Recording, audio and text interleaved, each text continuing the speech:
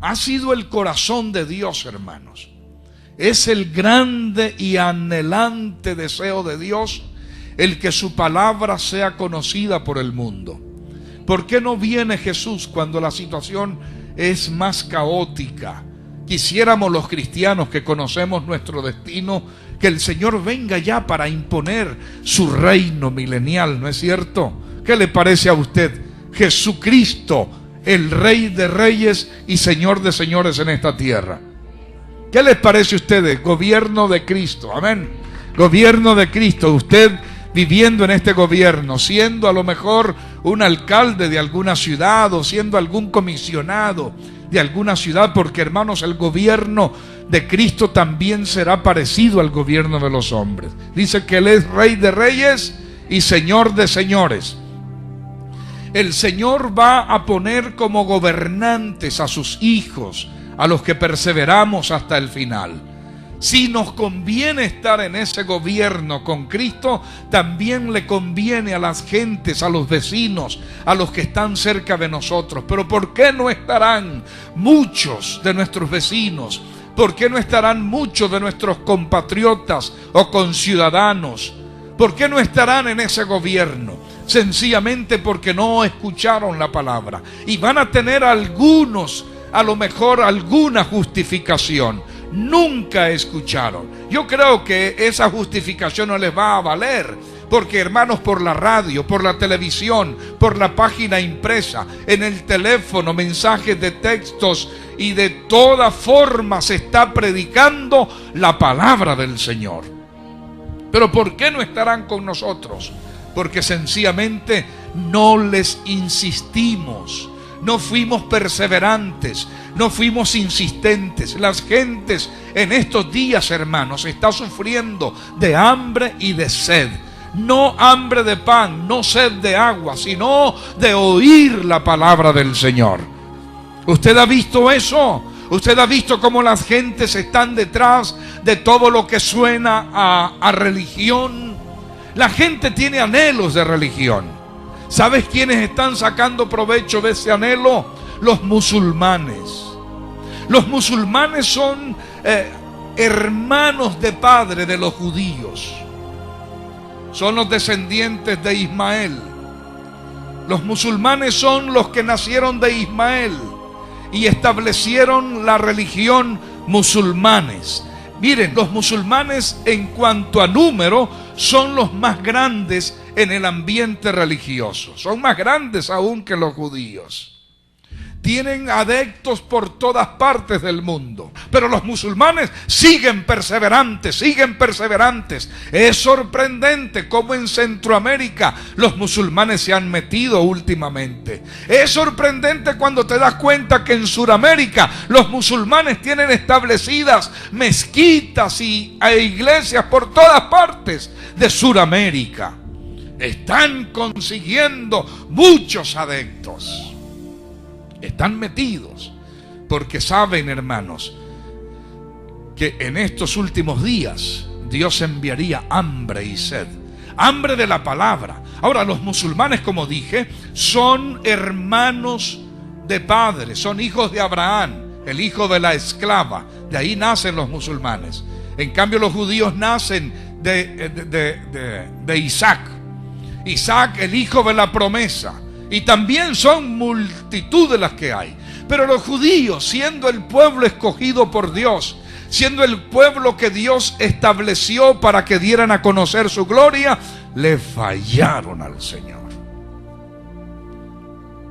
¿Por qué me atrevo a decir esto? Primero vamos a ver el deseo de Dios.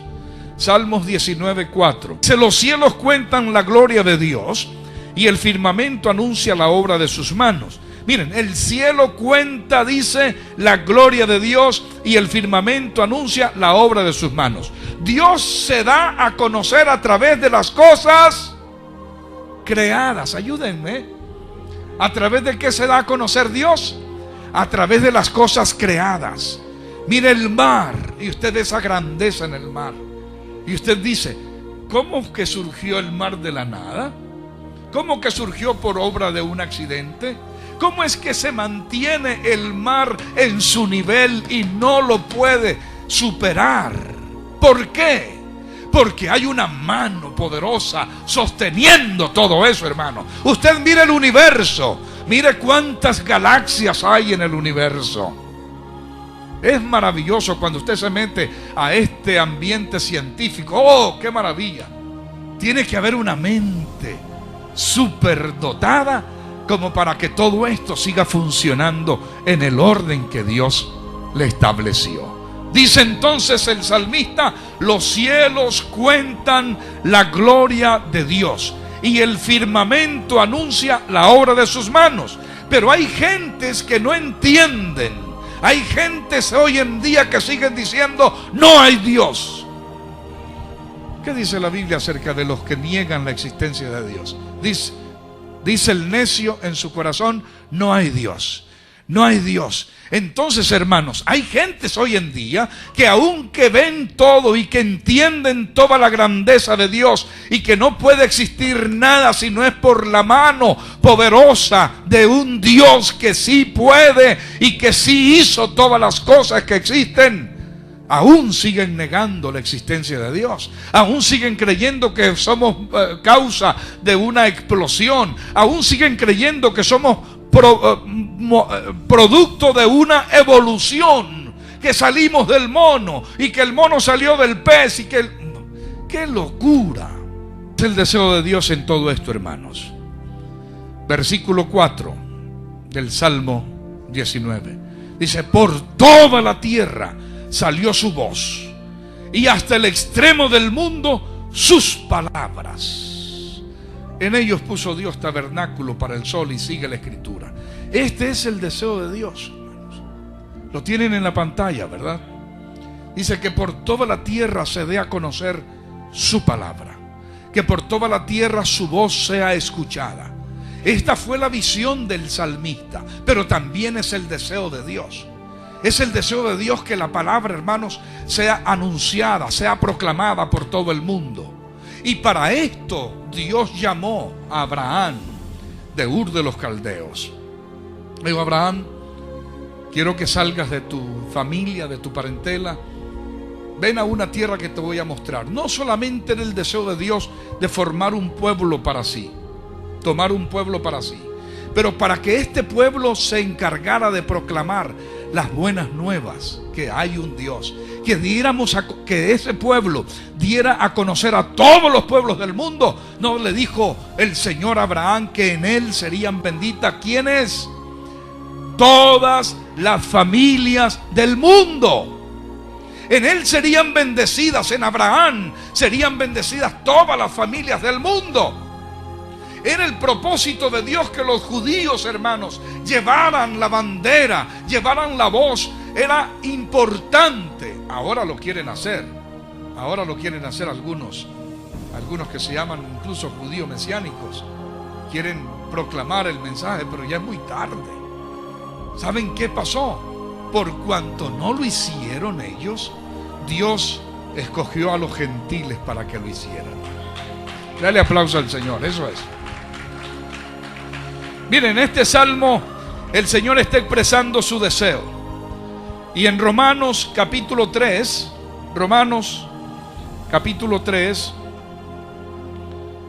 y en el versículo 2, ahí encontramos algo también. Dice mucho, está hablando de los judíos. Dice Pablo, si tenemos alguna ventaja.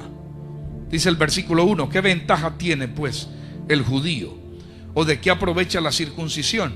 Dice mucho, en toda manera.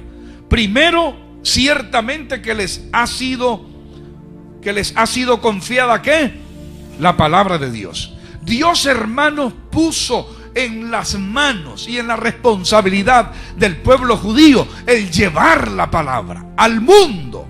El dar a conocer su palabra, darse a conocer. Dios se da a conocer. A Dios le conocemos no solamente ahora por las cosas creadas. Le conozco también porque lo he leído. Le conozco también porque he hablado con Él. Amén. Le conozco como el Dios invisible. Le conozco como el Dios de poder. Le conozco como el Dios santo. Le conozco como el Dios misericordioso. Le conozco como el Dios que viene por su iglesia. Aleluya. Por la palabra le conocemos. Dios quiere que esta palabra sea conocida, que sea proclamada. Y entonces se la encomienda a los judíos. Pero ¿qué pasa con los judíos?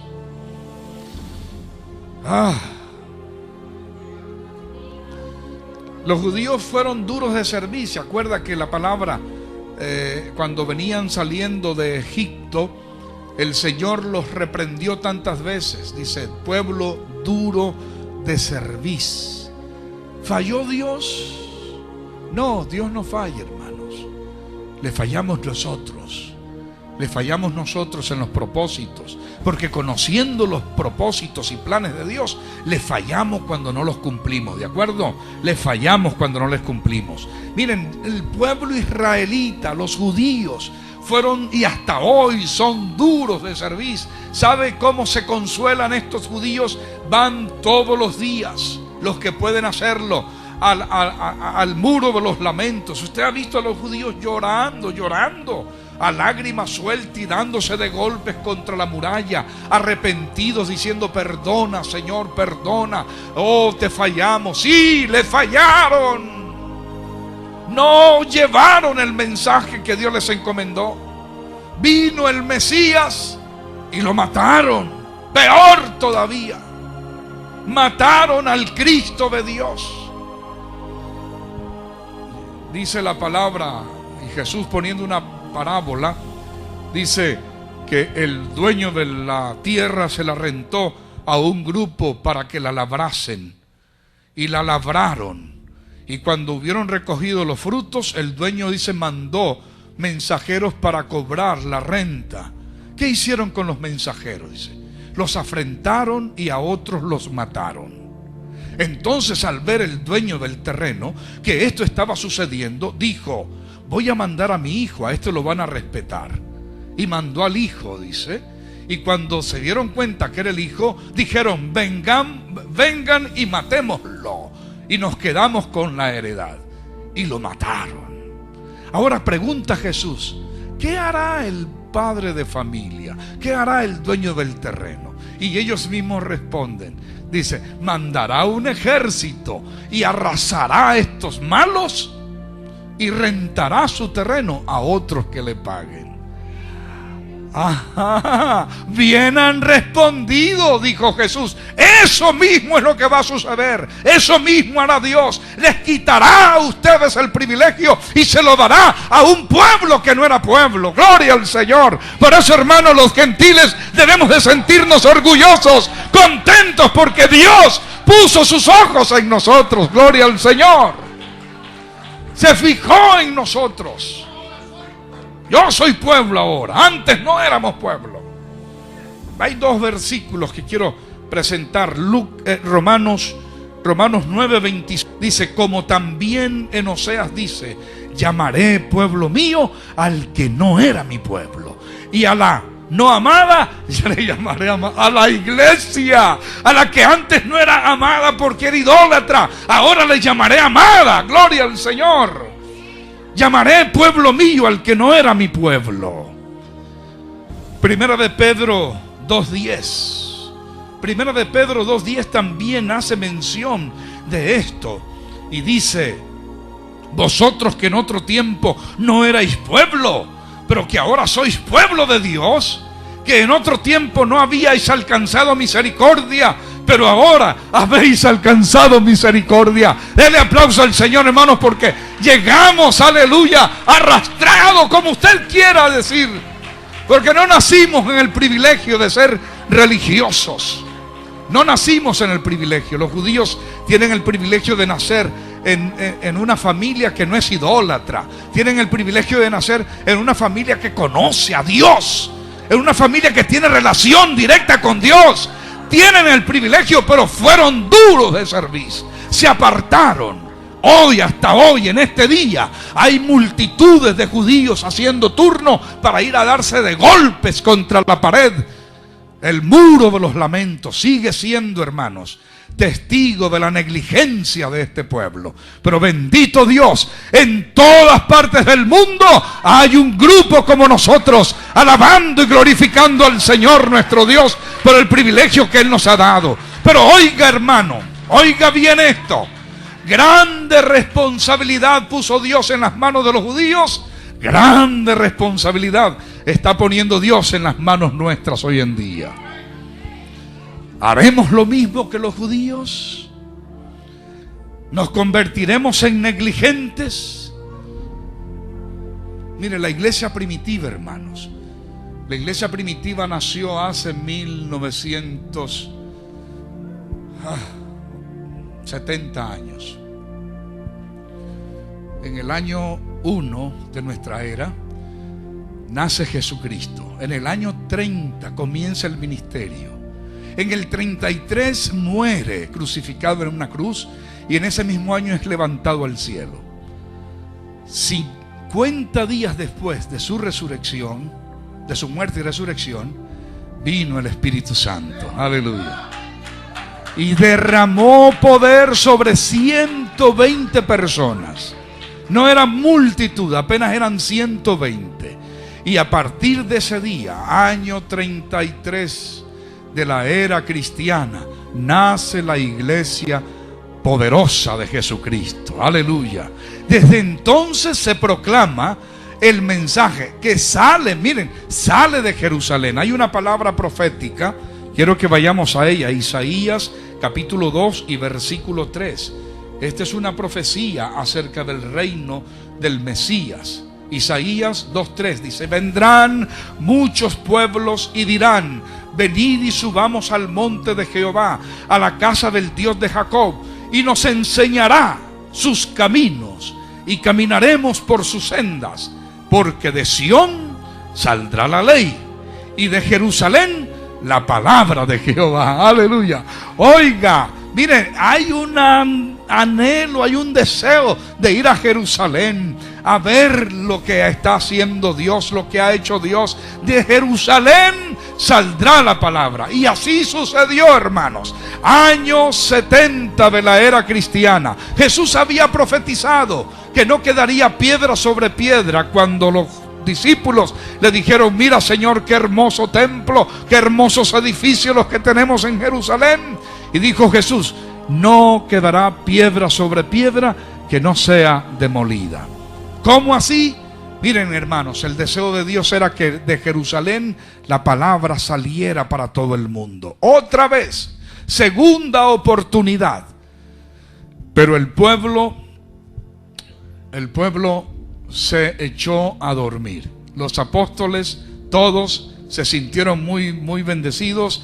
Esta es una profecía. De Jerusalén tenía que salir la palabra para todas partes. Cuando Jesús les dijo: estés en Jerusalén, no se muevan de allí hasta que reciban el poder de lo alto, hasta que reciban el bautismo del Espíritu Santo.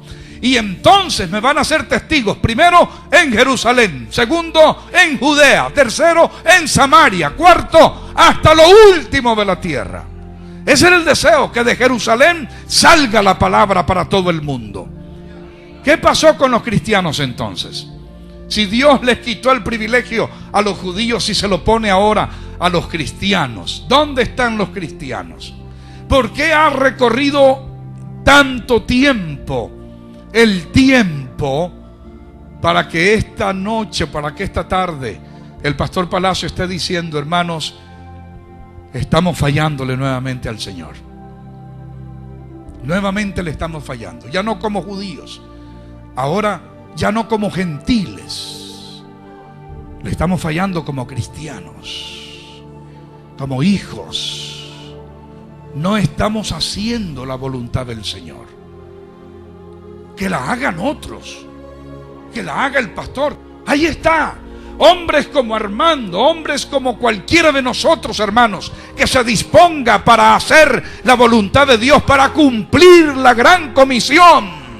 ¿Cuál es la gran comisión? Vayan por el mundo, vayan y prediquen el evangelio a toda criatura. Prediquen, prediquen a tiempo y fuera de tiempo, dice San Pablo. Prediquen la palabra, prediquen a tiempo. Los discípulos comenzaron a predicar en Jerusalén.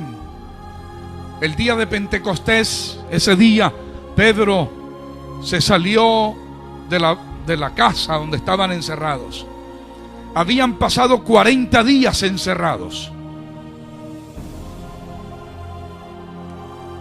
Jesús les había reunido en cierto lugar y les había dado el último adiós físicamente. Les dijo: vayan a Jerusalén, estésen ahí hasta que venga el poder de lo alto. Habían pasado 40 días y Jesús fue tomado en una nube, dice, para allí ir al cielo. Estos 500 hermanos más o menos habían despidiendo a Jesús. Se reunieron en una casa y allí oraban perseverante. De los 500 solamente quedó el número de 120. Se redujeron, los demás se fueron, perdieron la oportunidad. Pero esos 120 recibieron el bautismo del Espíritu Santo y empezaron a hablar con denuedo la palabra del Señor. Se hizo grande esa misma tarde. Cuando todos los que se escandalizaron por el ruido que hubo en Jerusalén se reunieron, Pedro se levantó, abrió las puertas y dijo: señores, no están borrachos estos como muchos de ustedes suponen, sino que aquí se está dando el cumplimiento de la palabra del Señor a través del profeta Joel, que dijo: en los postreros días enviaré mi espíritu a toda carne. Este es el cumplimiento. Lo que ustedes están oyendo y viendo es el cumplimiento de la promesa de Dios. Y hermanos, ese día, después que Pedro les predica el primer sermón apostólico, se convierten 3,000 personas. Aleluya. 3,000 almas aceptan a Jesucristo como Salvador personal.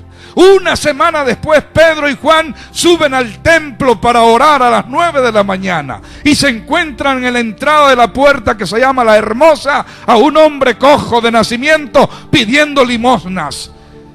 Y le pide limosnas a estos dos. Y Pedro le dice: no tengo ni oro ni plata, pero lo que tengo te doy en el nombre de Jesucristo. Levántate de ese lecho y vete a tu casa. Aleluya. Este hombre se levantó dando saltos y gritando y diciendo: gloria a Dios. Y todos decían: oiga, pero este es el cojo de nacimiento, ¿qué pasó con él? Y empezó a dar testimonio: estos hombres me acaban de sanar. Y cuando la multitud se reunió, dijo Pedro: no somos nosotros, sino el poder de Dios en nosotros ha hecho este milagro. Y ahí les dio el segundo mensaje. Ese día se convirtieron 5,000. Miren, la iglesia nació, hermanos, con poder.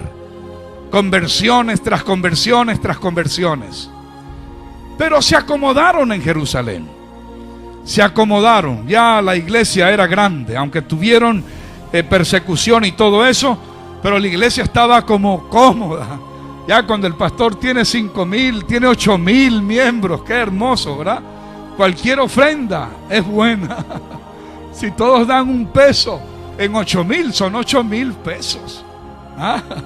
Pero habían fieles que daban más, por supuesto. ¡Oh! Se acomodó la iglesia. Qué hermoso es tener una iglesia acomodada, ¿no es cierto?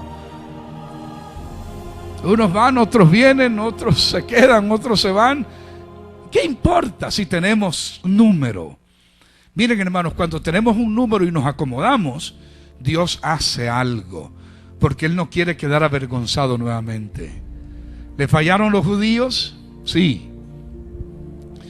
¿Le fallaron los gentiles? Sí. ¿Le fallaron los cristianos? También. Pero Dios no se va a quedar tranquilo. Él siempre se sale con la suya. ¿Cuál es el propósito de Dios?